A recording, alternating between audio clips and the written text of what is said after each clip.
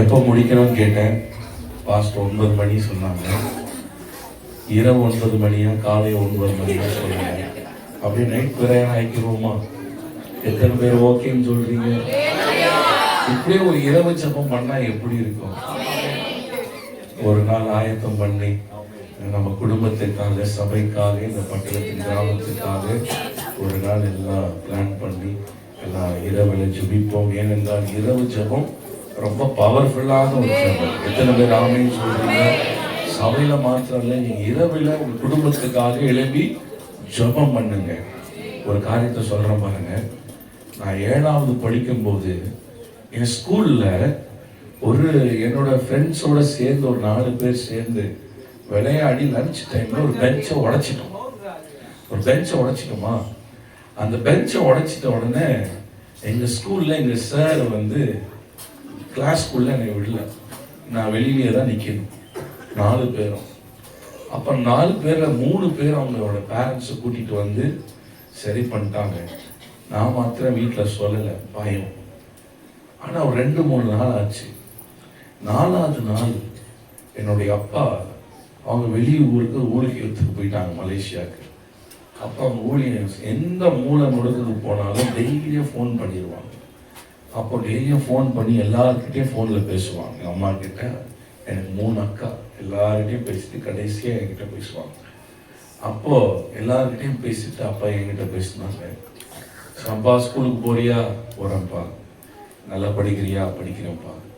சரி, எல்லாம் விசாரிச்சுட்டு கீழ்படுகிறியா எல்லாம் சொல்லிட்டு பேசிட்டு எங்க அம்மா கிட்ட போனை கொடு. அப்போ லாஸ்டா பேசுறது நான் தான். எதுக்கு திரும்ப ரிவர்ஸ்ல அங்க போறாருன்னு தெரியலையே அப்படின்னு எங்க அம்மா கிட்ட போனை கொடுத்துட்டேன். உடனே எங்க அம்மா கிட்ட எங்க அப்பா சொன்னாங்க, நைட்டு எழும்பி ஜெபம் பண்ணிட்டு இருந்தேன், ஜெபம் பண்ணிட்டு படுத்தேன். படுக்கும்போது தம்பி கிளாஸ் வெளியில நின்றுக்கிட்டு இருக்கிற மாதிரி சொப்பனம் பார்த்தேன். அது என்னன்னு போய் பாரு. போனை வச்ச உடனே எங்க அம்மா சொன்னாங்க, தம்பி என்னடா செஞ்ச பாருங்க. வீட்டுல சொல்லல, ஆனா பாருங்க ஆண்டவர் வெளிப்படுத்துறாரு. அதனால என்னுடைய ஜெபம் என்ன தெரியுமா? எங்க அப்பாவுக்கு ஆண்டவர் வெளிப்படுத்தாதுன்னு. அல்லேலூயா. நீங்க ஜெபிக்கிற பெற்றோரா இருப்பீங்கன்னா உங்க பிள்ளைங்க இன்னைக்குன்னா பிள்ளைங்க எங்க போறாங்க எங்க வராங்கன்னு நீங்க பார்த்துக்கிட்டே இருக்க முடியாது. என்ன செய்யறாங்கன்னு தெரியாது. எனக்கு 2.5 வயசுல ஒரு பிள்ளை இருக்கிறான். இப்பவே போனை ஜூம் பண்றான், இப்படின்றான், அதை போனை அவனே ஹேண்டில் பண்றான். போக போக நமக்கு தெரியாது. ஆனா ஜெபிக்கிற பெற்றோர்களா நீங்க இருப்பீங்கன்னா நிச்சயமாய் சொல்றேன், ஆண்டவர் வீட்டில் இருக்கிற காரியங்கள் எல்லாம் வெளிப்படுத்துவார், உங்களுக்கு சொப்பனத்துல காட்டுவார். அப்படி எழுப்பி ஜெபம் பண்ணும்போது நம்ம ஜெயம் எடுக்க முடியும். எத்தனை பேர் ஆமென்னு சொல்றீங்க? அல்லேலூயா. வசனத்தை வாசிக்கலாம், நான் வேகமா முடிச்சிடுறேன். சங்கீதங்களின் புஸ்தகம் 115ஆம் சங்கீதம் 12வது வசனத்தை நான் வாசிக்கிறேன். 115ஆம் சங்கீதம் 12வது வசனம். கர்த்தர் நம்மை நினைத்திருக்கிறார், அவர் ஆசீர்வதிப்பார். இஸ்ரவேல் குடும்பத்தாரை அவர் ஆசீர்வதிப்பார். அவர் ஆரோன் குடும்பத்தாரை ஆசீர்வதிப்பார். கர்த்தருக்கு பயப்படுகிற பெரியோரையும் சிறியோரையும் ஆசீர்வதிப்பார். கர்த்தர் உங்களையும் உங்கள் பிள்ளைகளையும் வர்த்திக்க பண்ணுவார். வானத்தையும் பூமியை படைத்த கர்த்தராலே நீங்கள் ஆசீர்வதிக்கப்பட்டவர்கள். அல்லேலூயா. நான் விசுவாசிக்கிற இந்த வருஷத்துல ஆண்டவர் உங்களை விருத்தியாக்க போகிறார். அல்லேலூயா, அல்லேலூயா. கர்த்தருடைய ஆசீர்வாதம் உங்கள் மேல இருக்க போகிறது. கர்த்தர் உங்கள் பிள்ளைகளை வர்த்திக்க பண்ண போகிறார். உங்கள் குடும்பத்தை ஆசீர்வதிக்க போகிறார். எத்தனை பேர் ஆமென் சொல்றீங்க? அநேகர் சொல்லுவாங்க, பிரதர் அவங்க மறந்துட்டாங்க, இவங்க மறந்துட்டாங்க, இவங்களுக்கு எவ்வளவோ உதவி செய்து அவங்க மறந்துட்டாங்க பிரதர், என்னை விசாரிக்க ஒருத்தர் இல்ல பிரதர் அப்படின்னு சொல்லுவாங்க. நான் சொல்லுவேன், எத்தனை பேர் மறந்து போனாலும் நம் நினைவா இருக்கிற கர்த்தர் ஒருவர் இருக்கிறார். அல்லேலூயா. நம்மை ஆசீர்வதிக்கும்படியா நினைத்திருக்கிறார். என் தகப்பனார் 2016ஆம் ஆண்டு கர்த்தருடைய ராஜ்யத்துக்கு போன பிறகு நான் அந்த ஃபியூனரல்ல அநேக ஊழியக்காரங்க வந்தாங்க, சொந்தக்காரங்க வந்தாங்க, நண்பர்கள் வந்தாங்க. எல்லாரும் சொன்ன ஒரு வார்த்தை, தம்பி கவலைப்படாத, ஆறுதலா இரு, நாங்க இருக்கிறோம் தம்பி, நாங்க இருக்கிறோம் சொல்லும் போது எல்லாம் ஒரு பக்கம் ஆறுதலா இருந்துச்சு. இத்தனை பேர் இருக்கிறாங்க நமக்கு. ஆனா அப்புறம் தான் புரிஞ்சிச்சு, 10 நாளுக்கு பிறகு அவங்க வீட்டுல அவங்க இருக்கிறாங்க. நம்மளே விசாரிச்சுக்கிட்டு இருப்பாங்களா? நம்மளே எதிர்பார்க்க கூடாது. எல்லாரும் நம்மளே விசாரிச்சுக்கிட்டு இருக்கணும் இல்ல, மறந்து போயிட்டாங்க. ஆனாலும் நான் சொல்ல முடியும், கர்த்தர் இந்த நாள் வரைக்கும் கிருபையா எங்க குடும்பத்தை நடத்துகிறார். அல்லேலூயா. மனிதர்கள் கைவிட்டாலும், மனிதர்கள் மறந்து போனாலும் கர்த்தர் நம்மை மறந்து போக மாட்டார். அல்லேலூயா, அல்லேலூயா. மனிதர்கள் தீமை செய்தாலும், யோசேப்பினுடைய சகோதரர் யோசேப்புக்கு என்ன செய்தாங்க? தீமை பண்ணாங்க. தீமை பண்ணாலும் பாருங்க, யோசேப்பு சொல்ற, நீங்களும் எனக்கு தீமை பண்ணீங்கப்பா, கர்த்தரும் அந்த தீமையை நன்மையா மாற்றிட்டார். அல்லேலூயா. மனுஷர்கள் ஒருவேளை கடந்த நாட்களில் உங்களுக்கு தீமை செய்திருக்கலாம், அதே தீமை நினைத்து கொண்டே இருக்காதீங்க. கர்த்தர் அந்த தீமையை நன்மையாய் மாற்றுகிறது வருஷமா இருக்கும். எத்தனை பேர் ஆமென் சொல்றீங்க? அல்லேலூயா. கர்த்தருடைய ஆசீர்வாதம் என்னாகும்? 24ஆம் அதிகாரம் 1வது வசனத்தை வாசிக்கும் போது, நான் இஸ்ரவேலை ஆசீர்வதிப்பதே கர்த்தருக்கு புரியும். ஆண்டவரே நமக்கு என்ன புரியும்? ஆண்டவர் உன்னை ஆசீர்வதிக்கிறதா எனக்கு புரியும். ஆசீர்வாதம். நீங்க எல்லாரும் இங்க வந்திருக்கிறவங்க கர்த்தருடைய ஆசீர்வாதத்தை பெறணும். எத்தனை பேர் ஆமென் சொல்றீங்க? ஒரு மனுஷனுக்கு 3 விதத்துல அவன் ஆசீர்வதிக்கப்படுகிறான். நல்லா கவனிக்கணும். நீதிமொழிகள்ல 19வது அதிகாரம் 14வது வசனத்தை வாசிக்கும் போது, வீடும் ஆஸ்தியும் பிதாக்கள் வைத்து போகும் சுதந்திரம் என்று வாசிக்கிறோம். நீதிமொழிகள் 13:22 வாசிக்கும் போது, நல்லவன் தன் பிள்ளைகளுக்கு சுதந்திரம் வைத்துட்டு போகிறானாம். பெற்றோர்கள், நல்ல பெற்றோர்கள் பிள்ளைகளுக்கு என்ன பண்ணுவாங்க? சுதந்திரம், ஆசீர்வாதத்தை வைத்துட்டு போவாங்க. நல்ல பெற்றோர்கள். சில பேர் அப்பா என்ன செய்வாங்க? ஒரு ஆண் பிள்ளை பிறந்துட்டா எப்படியாவது அவனுக்கு ஒரு வீட்டை கட்டி கொடுத்தணும்னு நினைப்பாங்க. பெண் பிள்ளை பிறந்துட்டா எப்படியாவது திருமணத்திற்கு வேண்டிய காரியங்களை சேர்த்து வைக்க ஆரம்பிப்பாங்க. நல்ல பெற்றோர்கள். சில பெற்றோர்கள் இருக்காங்க, எல்லாத்தையும் அழிச்சிட்டு போற ஆட்களும் இருக்கிறாங்க, வச்சுட்டு போற ஆட்களும் இருக்கிறாங்க. ஆனா வச்சுட்டு போனாலே இந்த காலத்துல ரொம்ப பிரச்சனையாவும் இருக்கு. எத்தனை பேர் ஆமென் சொல்றீங்க? அல்லேலூயா. வீட்டுல ஒரு 2-3 பேர் இருந்தா போதும், எனக்கு அதை கூடி இதை கூடி, அப்பா அதை சொன்னாரு, அம்மா அதை சொன்னாங்க. எத்தனையோ குடும்பத்துல சொல்ல முடியும் சொத்து பிரச்சனைகள். ஆனா நான் சொல்லுவேன், மனிதனால வருகிற ஆசீர்வாதங்கள் எல்லாம் நமக்கு நிரந்தரம் அல்ல. உங்களுக்கு வர வேண்டியதை கர்த்தர் கொடுப்பார். எத்தனை பேர் ஆமென் சொல்றீங்க? அல்லேலூயா. வேதத்தை வாசிக்கும் போது கூட பாருங்க, ஈசாக்கு யாக்கோபை ஆசீர்வதித்தது நிமித்தம் ஏசா தன் இருதயத்துல பகைத்தானா? யார? தம்பிய. எனக்கு தகப்பனுக்காக துக்கிக்கிற நாட்கள் சீக்கிரமாய் வரும், அப்ப நான் யாக்கோபை கொன்று போட்டேன் தன் இருதயத்துல சொல்லிக் கொண்டானா. இருதயத்துல கசப்பை வைத்துக் கொண்டான். நான் சொல்லுவேன், சொத்துக்காக உங்க இருதயத்துக்குள்ள கசப்பை வச்சுக்காதீங்க. எபிரேயர்ல வாசிக்கும் போது, கசப்பான வேர் முளைத்தெழும்பி கலக்கம் உண்டாகுது, அநேகர் தீட்டுப்படாதபடிக்கு எச்சரிக்கையாயிருங்கள். இன்னைக்கு கசப்பை இருதயத்துக்குள்ள வைத்திருக்கும் போது கர்த்தருடைய கிருபையை நாம் இழந்து போயிடுவோம். எபிரேயர்ல வாசிக்கிறோம். ஆகவே என்ன செய்யணும்னா, நமக்கு உண்டான ஆசீர்வாதத்தை யாராவது எடுத்துட்டாங்களா, ஒரே ஒரு காரியம், ஜெபம் பண்ணுங்க. அல்லேலூயா. உங்களுக்கு வர வேண்டியது வரும். ஆமென். முதலாவது காரியம், மனிதனால் வருகிற ஆசீர்வாதம் அது நிரந்தரம் அல்ல, விட்டு கொடுத்து போங்க. இரண்டாவது ஒரு காரியம் வாசிக்கலாம். மத்தேயு 4ஆம் அதிகாரம் 8-9 வசனத்தை வாசிக்கலாம். அமைதியா இருங்க, வாசிக்கலாம். மத்தேயு 4ஆம் அதிகாரம் 8-9 வசனத்தை நான் வாசிக்கிறேன். மறுபடியும் பிசாசு அவரை மிகவும் உயர்ந்த மலை மேல் கொண்டு போய் உலகத்தின் சகல ராஜ்யங்களையும் அவைகளின் மகிமையும் அவருக்கு காண்பித்து நீ சாஷ்டாங்கமாய் விழுந்து என்னை பணிந்து கொண்டால் இவைகள் எல்லாம் உமக்கு தருவேன் என்று சொன்னான். அப்பொழுது இயேசு, அப்பாலே போ சாத்தானே, உன் தேவனாகிய கர்த்தரை பணிந்து கொண்டு அவர் ஒருவருக்கே ஆராதனை செய்வாயாக என்று எழுதியிருக்கிறதே என்றார். அல்லேலூயா.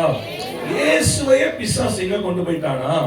உயர்ந்த மலை மேல் கொண்டு போனான். எல்லாருக்கும் தெரிந்த சம்பவம். இயேசு வனாந்திரத்துக்கு போனார். எதுக்கு போனாரு? ஃபாஸ்டிங்காக போனாரு. அப்போ சத்துரு என்ன பண்றான்? பிசாசு இயேசுவிடத்தில் வந்து இயேசுவை உயர்ந்த மலை மேல் கொண்டு போய் உலகத்தினுடைய சகல ராஜ்யத்தையும் உலகத்தினுடைய மகிமையும் அவருக்கு காண்பித்து, நீர் என்னை பணிந்து கொண்டால் இவைகளெல்லாம் உமக்கு தருவேன் என்று சொன்னான். இரண்டாவது நான் சொல்லுவேன், மனிதனால் வருகிற ஆசீர்வாதம் ஒன்று. இரண்டாவது சாத்தானால் வருகிற ஒரு ஆசீர்வாதம். சாத்தானால் வருகிற ஆசீர்வாதம் என்று சொல்லும் போது, சாத்தான் சத்துரு பாருங்க, உலகத்தினுடைய காரியங்களை காண்பிப்பான், உலகத்தினுடைய பதவியை காண்பிப்பான், உலகத்தில் இருக்கிற பொருட்களை காண்பிப்பான், உலகத்தினுடைய மகிமையை காண்பித்து பண ஆசையை கொண்டு வருவான், பொருள் ஆசையை கொண்டு வருவான். பண ஆசை, பொருள் ஆசை, பதவி ஆசை, பட்ட ஆசை, இப்படி எல்லாம் கொண்டு ஆசைகளை கொண்டு வந்து நம்மை திசை திருப்ப செய்வான். எத்தனை பேர் ஆமேன்னு சொல்றீங்க? ஆனால் வருகிற சாத்தானால் வருகிற ஆசீர்வாதமும் நிலையற்ற ஒரு ஆசீர்வாதம். அல்லேலூயா, அல்லேலூயா. பாருங்க, வேதத்துல எலியாவின் இடத்துல வேலைக்காரராக எலியா எடுத்துக்கொள்ளப்பட போகிறார் என்று தெரிந்த உடனே இந்த எலிசா என்ன செய்தார் தெரியுமா? எலியாவின் பிறகே ஓடி ஓடி எலியாவுக்குள்ள இருந்த அந்த அபிஷேகத்தை, எலியாவின் மேல் இருந்த சால்வை எலிசாவின் மேல் விழுந்தது. அல்லேலூயா. ஆனால் இந்த எலிசாவுக்கு வேலைக்காரன் இந்த கேயாசி பாருங்க, நாகமான் கிட்ட இருக்கிற பணத்தையும் பொருளையும் துணியும் பார்த்த உடனே அவன் நாகமான் பிறகே ஓடி அந்த பணத்தையும் துணியையும் பணத்தையும் பெற்றுக் கொண்டதினால நாகமான் கிட்ட இருந்த குஷ்டரோகம் கேயாசிக்கு வந்ததா பாருங்க. மகிமையான ஊழியத்தை அவன் இழந்து போனான், அபிஷேகத்தை இழந்து போனான், நோக்கத்தை இழந்து போனான். ஒருவேளை கேயாசி பின்பாக போகாமல் இருந்திருப்பார் என்று சொன்னால் வேதத்தில் 3 ராஜாக்கள் கூட எழுதியிருக்கலாம். எலிசாவை விட வல்லமையாய் ஆண்டவர் கேயாசியை பயன்படுத்தி இருப்பார். ஆனால் பண ஆசையினாலே, பொருள் ஆசையினாலே கேயாசி ஊழியத்தை இழந்து போனார். இயேசு கூடவே இருந்த 12 பேர் சீஷர்கள், யூதாஸ் 30 வெள்ளிக்காசுக்காக இயேசுவை காட்டி கொடுக்க சமயம் பார்த்து கொண்டிருந்தான். எப்போ இந்த பணம் 30 வெள்ளிக்காசு கைக்கு வரும்? ரொம்ப கவனமா இருக்கிற இந்த கடைசி நாட்களிலே சத்துருவானவன் நமக்குள்ள பண ஆசையை கொண்டு வருவான். யோவான் 10ஆம் அதிகாரம் 10வது வசனம் வாசிக்கும் போது, திருடன் கொல்லவும் அழிக்கவும் வருகிறான் என்று வேற ஒன்றுக்கும் வரான். 1 பேதுரு 5ஆம் அதிகாரம் 8வது வசனத்துல, தெளிந்த புத்தி உள்ளவர்களாய் இருங்கள், விழித்திருங்கள், ஏனெனில் உங்களுக்கு எதிராளியான பிசாசானவன் கர்ஜிக்கிற சிங்கம் போல எவனை விழுங்கலாமோ என்று வகை தேடி சுற்றி திரிகிறானா. அல்லேலூயா. ஒவ்வொரு நாளும் கவனமா இருக்கணும், நம்ம வஞ்சிக்கப்பட்ட கூடாது.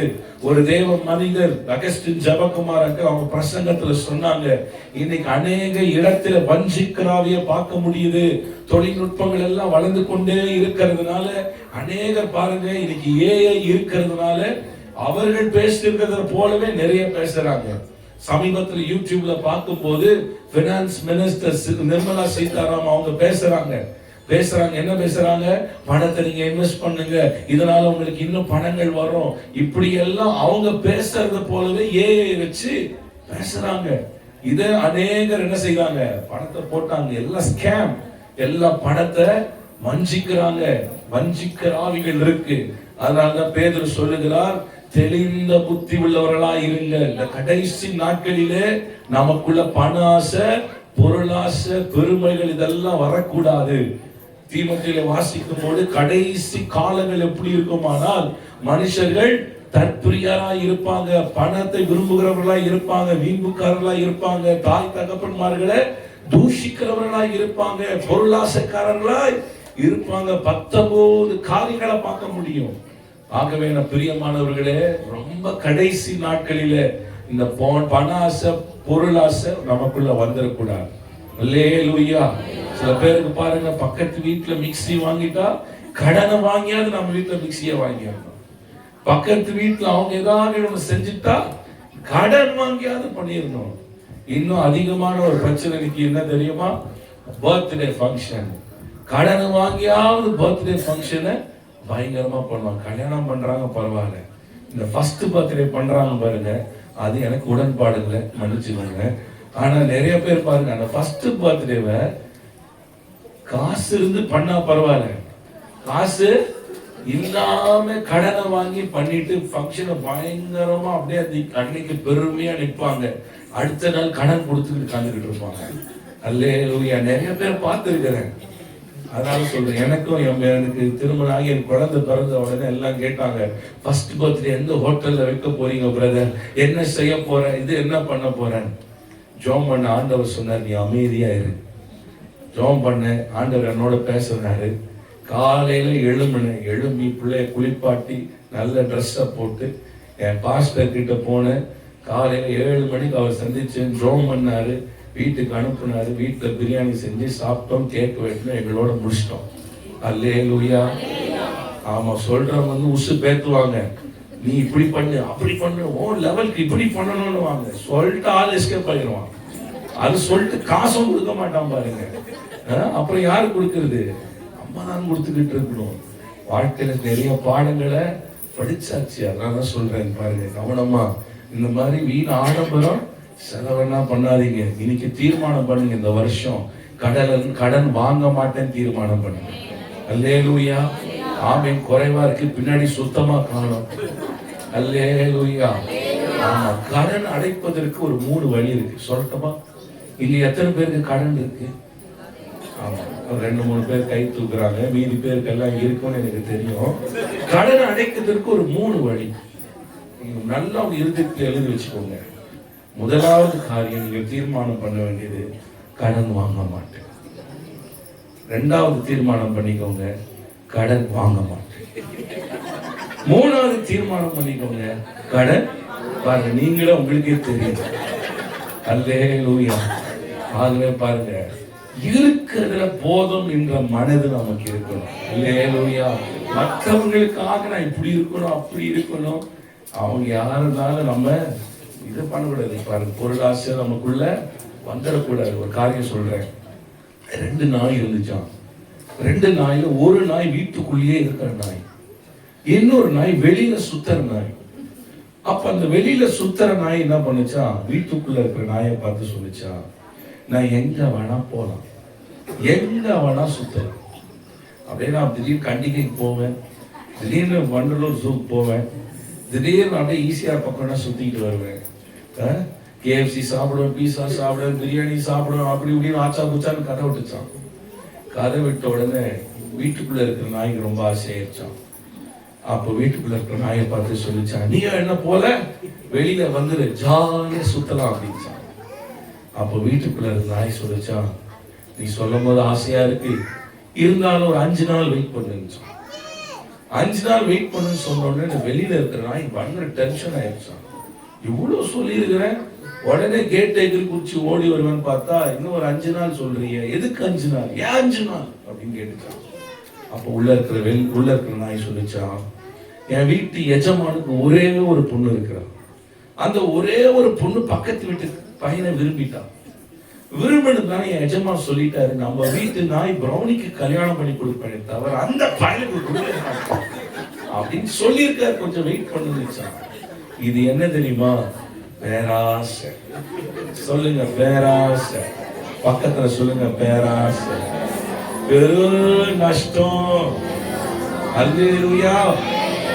பொருட்கள் மேல கண்ணு போச்சுன்னா உன் அபிஷேகம். ஆட்கள் மேல கண்ணு போச்சுன்னா அம்போட உன் அபிஷேகம். எத்தனை பேருக்கு இந்த பாட்டு தெரியும்? எத்தனை பேருக்கு தெரியும்? எத்தனை பேருக்கு தெரியும்? பாடலாமா? பொருட்கள் மேல கண்ணு போச்சுனா உன் அபிஷேகம். ஆட்கள் மேல கண்ணு போச்சுனா அம்போட உன் அபிஷேகம். பாடுங்க. பொருட்கள் மேல கண்ணு போச்சுனா உன் அபிஷேகம்.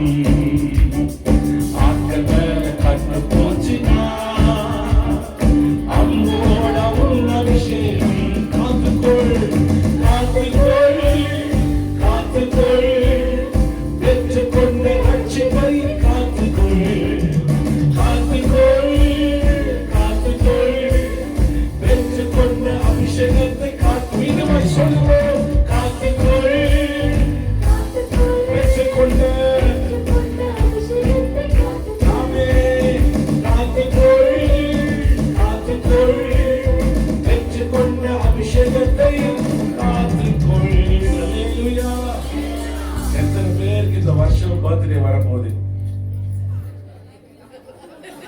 ஃபர்ஸ்ட் பர்த்டே கேட்கலங்க. ஆமா, நீங்க தீர்மானம் பண்ணுங்க, கடன் வாங்க மாட்டேன். அல்லேலூயா. சாத்தானால் வஞ்சிக்கப்பட்ட கூடாது. எத்தனை பேர் ஆமென் சொல்றீங்க? முதலாவது மனிதனால் வருகிற ஆசீர்வாதம், இரண்டாவது சாத்தானால் வருகிற ஆசீர்வாதம். மனுஷன் வந்து சொல்லுவாங்க, இங்க பணத்தை போடுங்க சிஸ்டர், அங்க ஒரு 1 லட்சம் ரூபாய் போடுங்க, உங்களுக்கு அது 4 லட்சம் ரூபாய் குட்டி போட்டு வரும் அப்படின்வாங்க. இங்க குறைஞ்ச வட்டி கிடைக்கும், அங்க கிடைக்கும்னுவாங்க. வஞ்சிக்கப்படாதீங்க. அல்லேலூயா. ஈசாக்கு வர வர விருத்தி அடைந்தான். அல்லேலூயா. ஆண்டவர் படிப்படியாய் நம்மை நிச்சயமாய் ஆசீர்வதிப்பார். எத்தனை பேர் ஆமென் சொல்றீங்க? மூன்றாவது வாசிங்க, நீதிமொழிகள் 10ஆம் அதிகாரம் 22வது வசனத்தை வாசிக்கலாம்.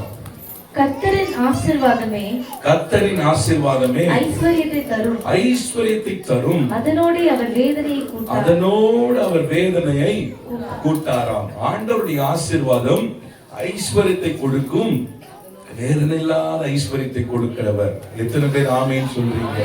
அல்லேலூயா. வாழ்க்கையில் சில பாடுகள் போராட்டங்கள் இருந்தாலும் கர்த்தருடைய ஆசீர்வாதம் இருக்கும் போது அந்த பாடுகள் நமக்கு ஒரு வேதனையா இருக்காது. எத்தனை பேர் ஆமென் சொல்றீங்க? கஷ்டமா இருக்காது. ஆனால் இயேசு சொல்லி, இந்த உலகத்தில் உங்களுக்கு உபத்திரம் உண்டு, ஆனாலும் திடன் கொள்ளுங்கள், இந்த உலகத்தை நான் ஜெயித்தேன். அப்போ வாழ்க்கையில பல போராட்டங்கள், சவால்கள், துன்பமான வழிகள் எல்லாம் வரும். அந்த வந்தாலும் கர்த்தர் நம்மை ஆச்சரியமாய் நடத்துவார். எத்தனை பேர் ஆமென் சொல்றீங்க? உண்மையான ஆசீர்வாதம் எது தெரியுமா? எது தெரியுமா? நான் நினைச்சேன் ஆசீர்வாதம்னா வீட்டுல டெய்லியும் பிரியாணி இருந்தா அதுதான் ஆசீர்வாதம். இல்ல, உண்மையான ஆசீர்வாதம் ஆண்டவராகிய இயேசு கிறிஸ்து, ரட்சகராகிய இயேசு கிறிஸ்து உங்கள் வாழ்க்கையில் உங்க வீட்டுல இருப்பதுதான் பெரிய ஒரு ஆசீர்வாதம். எனக்கு பெரிய பெரிய வீடு இருந்தாலும் அந்த வீட்டுக்குள்ள என்ன இல்லை, சமாதானம் கிடையாது. நான் சொல்ல 10 ஒரு வீடா இருந்தாலும், ஒரு குடிசை வீடா இருந்தாலும், கர்த்தர் அந்த வீட்டுல இருப்பாருன்னா அந்த வீட்டுல தெய்வீக பிரசன்னம் இருக்கும், தெய்வீக சமாதானம் இருக்கும், தெய்வீக சுகம் இருக்கும், ரட்சிப்பு இருக்கும். எத்தனை பேர் ஆமென் சொல்றீங்க? அல்லேலூயா. இந்த வருஷம் கர்த்தருடைய ஆசீர்வாதம் உங்க குடும்பத்தின் மேல இருக்கணும், உங்க வீட்டின் மேல இருக்கணும், உங்க தொழில் மேல இருக்கணும், உங்க பிசினஸ் மேல இருக்கணும். வேதத்துல எல்லா வாக்கு தத்துவங்களுக்கும் ஆண்டவர் நிபந்தனைகளை வைத்திருக்கிறார். இப்படி எல்லாம் நீ நடக்கும் போது இந்த ஆசீர்வாதங்களை நீ சுதந்திரிக்க முடியும். அநேக நேரத்துல வாக்குத்தத்தை மாத்திரம் பெற்றுக்கொண்டு நாம் இஷ்டம் போல வாழும் போது அந்த வாக்குத்தத்தை நம்முடைய வாழ்க்கையில நிறைவேறாது. வாக்குத்தத்த ஸ்டிக்கரை நீ ஃப்ரிட்ஜில் ஒட்டலாம், டிவியில ஒட்டலாம், டோர்ல ஒட்டலாம், எங்க ஒட்டினாலும் நம்ம இஷ்டம் போல வாழ்வானா அந்த ஆசீர்வாதம் நமக்கு வராது. அல்லேலூயா. ஆண்டவர் சொல்லுகிற மாதிரி நடக்கும் போது, அந்த வசனத்துக்கு நாம் ஒப்பு கொடுக்கும் போது கர்த்தருடைய ஆசீர்வாதத்தை சுதந்திரிக்க முடியும். 4 காரியங்கள் வேகமா நான் சொல்லி முடிச்சிடுறேன். கர்த்தருடைய ஆசீர்வாதத்தை சுதந்திரிப்பதற்கு ஒரு 4 காரியங்கள்.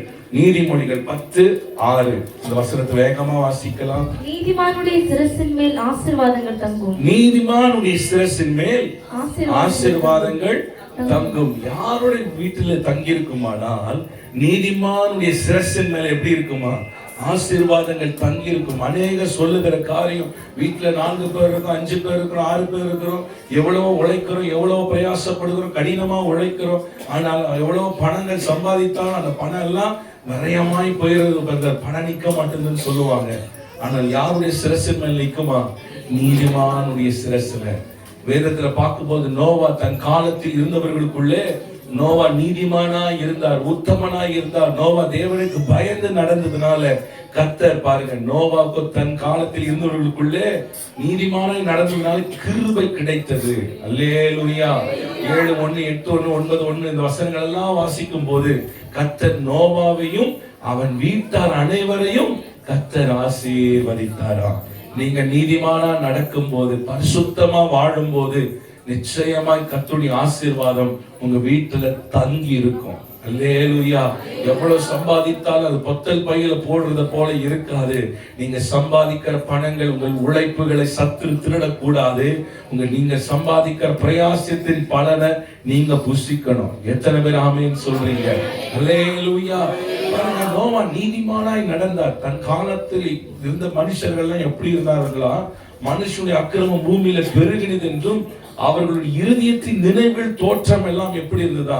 பொல்லாததா இருந்து அசுத்தமா சிந்தித்து கொண்டிருந்தாங்களா, அந்த அசுத்தமான மனிதர்கள் நடுவில் நோவா நீதிமானாய் வாழ்ந்தார். ஆமென். இன்னைக்கு நம்முடைய காலமும் அப்படி போலதான் இருக்கு, அந்த காலத்தை போலதான். இன்னும் சொல்லணும்னா நம்ம கையில இருக்கிற மொபைல் போனுக்கு சாட்சி இருக்கா? இன்னைக்கு யாரோ இல்லாத நேரத்துல யாரோட பேசுறோம், என்ன ப்ரௌஸ் பண்றோம், என்ன பார்க்கிறோம், யாரும் இல்லாத நேரத்துல யாரோட அதிக நேரம் செலவு பண்றோம், நம்ம ஆராய்ந்து பார்க்கணும். நம்ம ஆண்டவருக்கு பிரியமில்லாததை விட்டு விடும்போதுதான் கர்த்தருடைய ஆசீர்வாதத்தை நாம் பெற்றுக்கொள்ள முடியும். எத்தனை பேர் ஆமென் சொல்றீங்க? அல்லேலூயா. முதலாவது பரிசுத்தமா வாழ எனக்கு தீர்மானம் பண்ணுங்க. ஆண்டவரே, நான் ஒவ்வொரு நாளும் பரிசுத்தமா நடப்பேன். தேவையில்லாத துன்மார்க்கமான சுவாபம், துன்மார்க்கமான காரியம், இச்சை, பாவம் உள்ள இருக்கும் போது கர்த்தருடைய ஆசீர்வாதத்தை நாம் நிறைவாய் பெற்றுக்கொள்ள முடியாது. எத்தனை பேர் ஆமென் சொல்றீங்க? கையை உயர்த்தி ஒரு நிமிஷம் ஜெபம் பண்ணிடுங்க. நீதிமானுடைய சிரசின் மேல் கர்த்தருடைய ஆசீர்வாதம். நல்ல கையை உயர்த்தி நீங்க ஜெபம் பண்ணுங்க பார்ப்போம். தேவையில்லாத காரியங்கள், தேவையில்லாத ஐக்கியங்கள், மறைமுகமான பாவம் இருக்குன்னா உயரத்தை ஆண்டவர் சமூகத்தில் விட்டுருங்க. ஆண்டவர் சமூகத்தில் விட்டுருங்க. ஆண்டவரே, என் இருதயத்தை சுத்திகரிக்கப்பா, என்னை பரிசுத்தமா மாற்றி ஆண்டவரே. ஆண்டவரே, நான் நீதிமானா வாழணும். துன்மார்க்கமான சுவாபம் எனக்குள்ள இருக்கக்கூடாது, துன்மார்க்கமான காரியம் இருக்கக்கூடாது. லூக்கா 15 வாசிக்கும் போது இளைய குமாரன் தூர தேசத்துக்கு போய் துன்மார்க்கமாய் ஜீவனம் பண்ணினான், அதனால அவன் குறைவுபட ஆரம்பித்தான் என்று வேதத்துல வாசிக்கிற. நல்ல கைகளை உயர்த்தி ஆண்டவர், இந்த வருஷம் நான் தீர்மானம் எடுக்கிறப்பா, நான் நீதிமானா வாழ்வேன். யார் நீதிமான்? கைகளில் சுத்தம் இருக்கணும். ஒவ்வொரு நாளும் இயேசுவின் ரத்தத்தால் கழுவப்படுகிறவன் நீதிமான். தீர்மானம் பண்ணுங்க. டெய்லியும் படுக்கையில இருந்து எழும்பும் போது நான் ஜெபம் பண்ணி எழும்புவேன். இயேசப்பா, உங்களுடைய ரத்தத்தினால என்னை கழுவுங்க, என் கண்களை கழுவுங்க. இச்சையான சிந்தை வரக்கூடாது, பாவ எண்ணங்கள் எனக்குள்ள வரக்கூடாது. ஆண்டவரே, பாவத்தை கண்டு நான் விலகி ஓடணும். யோசேப்பை போல நல்ல கையை உயர்த்தி சொல்லுங்க, ஆண்டவரே, நீங்க பரிசுத்தமா வாழ தீர்மானம் எடுங்க. கர்த்தர் உங்களுக்கு கிருபையை கொடுப்பார். கர்த்தர் உங்களுக்கு ஜெயம் எடுக்க கிருபையை கொடுப்பார். சில பாவங்களை விட முடியாமல் இருக்கலாம். ஆண்டவர் சமத்துவத்தில் அறிக்கை செய்யுங்க. ஆண்டவர், இந்த காரியத்தை விட முடியலப்பா. ஆண்டவர், இந்த காரியத்தில் நான் சிக்கி இருக்கிறேன். ஆண்டவரே, நீர் எனக்கு உதவி செய்வீராக. தன் பாவங்களை மறைக்கிறவன் வாழ்வடைய மாட்டான். அவைகளை அறிக்கை செய்து விட்டு விடுகிறவனுக்கோ இரக்கம். விட்டு விடுகிறவனுக்கு தான் இரக்கம், விட்டு விடுகிறவனுக்கு தான் ஆசீர்வாதம். இயேசுவே, உம்முடைய ஸ்தோத்திரம் ஆண்டவரே.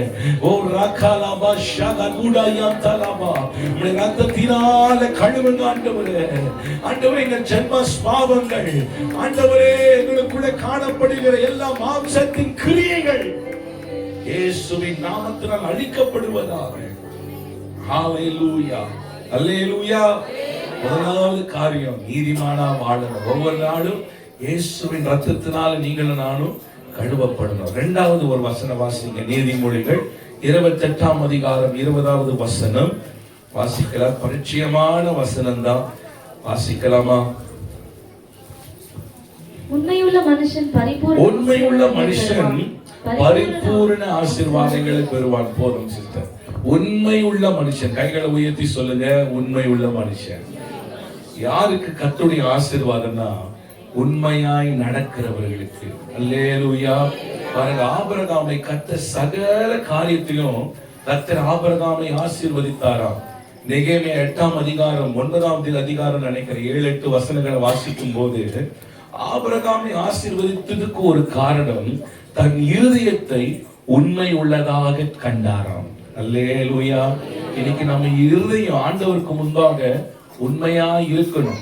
என்னென்ன காரியத்தில் உண்மையா இருக்கணும்? ஆண்டவர் கொடுக்கிற தசம்பாக காரியத்துல 10,000 சம்பாதித்தா 1,000 யாருக்கு கொடுக்கணும்? கர்த்தருக்கு கொடுக்கணும். ஆண்டவர் கொடுக்கிற அந்த விஷயத்துல உண்மையா இருக்கணும். ஆண்டவரை தேடுகிற நேரத்துல உண்மையா இருக்கணும். ஆலயத்துக்கு வருகிற நேரத்துல உண்மையா இருக்கணும். நமக்கு சபையில கொடுக்கப்பட்டிருக்கிற ஊழியத்துல, பண விஷயத்துல, எல்லா காரியத்திலும் எப்படி இருக்கணும்? உண்மையா இருக்கணும். சின்ன விஷயமாய் உண்மையா இருக்கும் போது அந்த உண்மையை பார்த்து கர்த்தர் உங்களை ஆசீர்வதிப்பார். ஆபிரகாமை ஆசீர்வதித்துக்கு தன் இருதயத்துல உண்மையை கண்டாராம். ஒரு விஷயம் வாசிக்கும் போது ஆபிரகாமை குறித்து சோதோமின் ராஜா ஆபிரகாமை பார்த்து சொல்றாரு, பொருட்கள் எல்லாம் நீ எடுத்துக்கோ, ஜனங்கள் எனக்கு கொடுத்திரு என்று சொல்லும் போது ஆபிரகாம் சொல்லுகிறார், ஆபிரகாமை ஐஸ்வர்யவாக்கினேன் என்று நீர் சொல்லாதபடிக்கு உன் பாதரட்சின் வாராகிலும் சரட்டையால் ஒன்று வேண்டாம், உன்னதமான தேவனுக்கு நேராக என் கைகளை உயர்த்துற. பாருங்க, அப்படிப்பட்ட செயல் இருந்ததுனால பாருங்க, ஆபிரகாம் உண்மையை கர்த்தர் பார்த்தார். ஆபிரகாமை கர்த்தர் சகல காரியத்திலும் கர்த்தர் ஆபிரகாமை ஆசீர்வதித்தார்.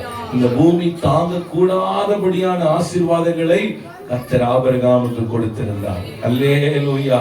தீர்மானம் பண்ணுங்க, இன்னும் பண விஷயத்துல உண்மையா இருப்பேன். ஒரு வேலை செய்யலாம், அந்த வேலையில உண்மையா செய்யுங்க. ஒரு வீட்டுக்கு வேலைக்கு போனாலும் அந்த வீட்டுல உண்மையா வேலை செஞ்சுட்டு வரணும். ஒரு ஒரு பிரைவேட் கம்பெனில வேலை பார்த்தாலும் அந்த கம்பெனிக்கு போகிற நேரத்துல டைம்ல எல்லாத்துலயும் என்ன இருக்கணும்? உண்மையா இருக்கணும். எத்தனை பேர் ஆமேன்னு சொல்றீங்க? உண்மையா நடக்கணும். உண்மையா நடக்கும் போது கர்த்தர் உங்களை ஆசீர்வதிப்பார். அல்லேலூயா. ஒரு காரியத்தை சொல்றேன். என்னுடைய அப்பா வீட்டுல பர்ஸ்ல பணத்தை வச்சிருப்பாங்க. எங்க கிட்ட சொல்லுவாங்க, சாம்பா இதை போய் வாங்கிட்டு வா, அதை போய் வாங்கிட்டு வா. அப்போ பர்ஸ்ல இருந்து நாங்களே காசு எடுப்போம். காசு எடுத்துட்டு போங்கன்னுவாங்க. அப்ப அந்த காசு எடுத்துட்டு போவோம். மீதி காசை அங்க வச்சிருவோம். வச்சுட்டாலும் எங்க அப்பா ஒரு நாளும் அது எண்ணி பார்த்தது கிடையாது. ஆனாலும் அவருக்கு தெரியும் எவ்வளோ மீதி இருக்கு. ஒவ்வொரு நாளும் சொல்லுவார், சம்பா பண விஷயத்துல உண்மையா இருக்கணும், அப்பதான் ஆண்டவனே ஆசீர்வதிப்பார்.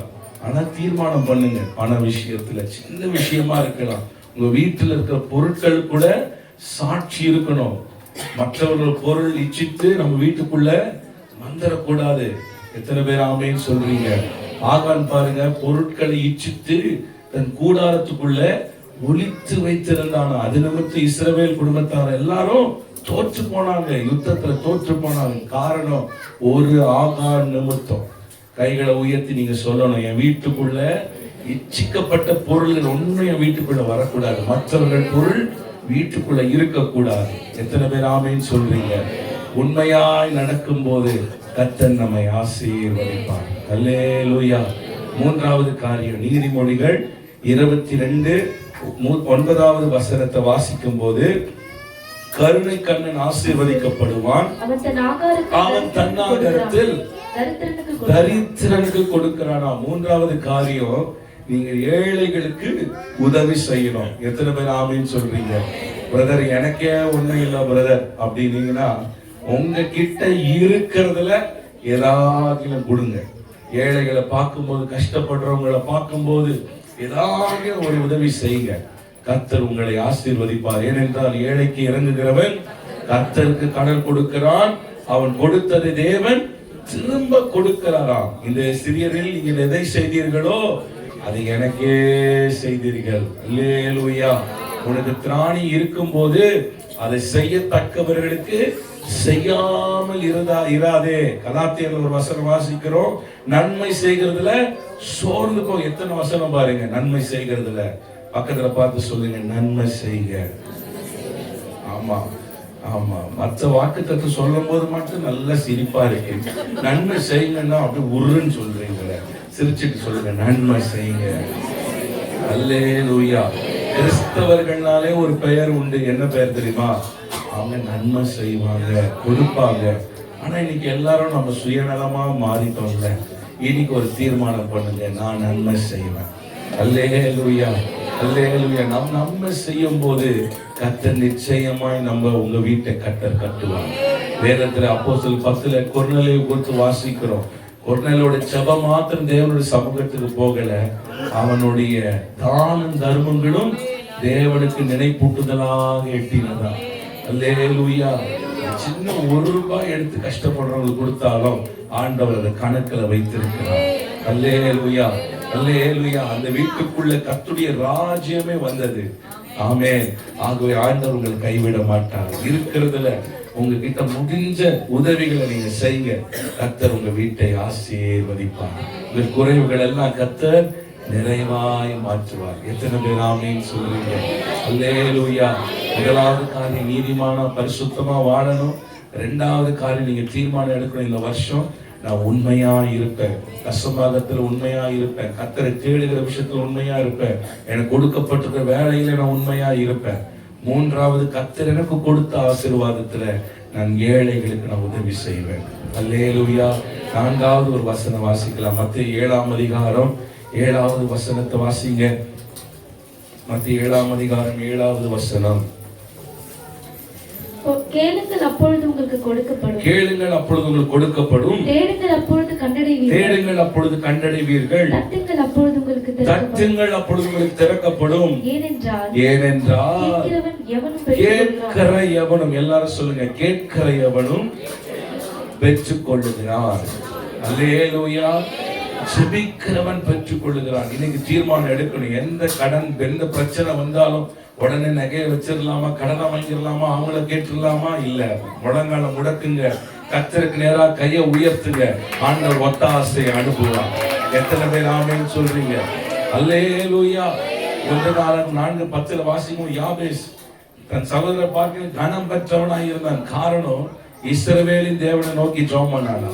ஒரே ஜெபங்க, ஒரே ஜெபம் யாபேசுடைய வாழ்க்கையை தலைக்கீழ மாத்திருச்சு.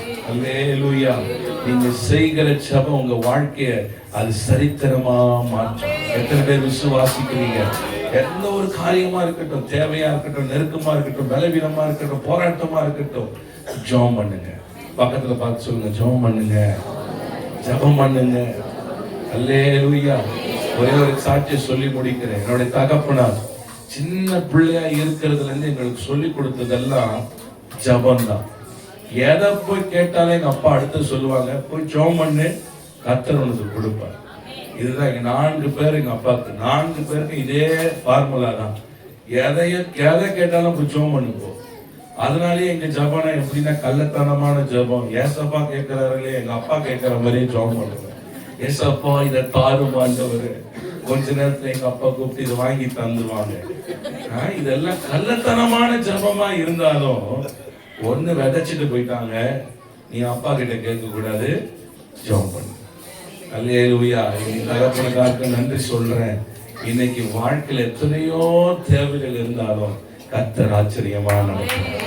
அல்லேலூயா, அல்லேலூயா. ஆகவே என்ன பண்ணுங்க, பிள்ளைகளுக்கு ஜெபிக்க சொல்லி கொடுங்க. இன்னைக்கு பெற்றோர்கள் பிள்ளைகள் மேல வச்சிருக்க பாசத்துல உடனே வாங்கி கொடுத்துருவாங்க.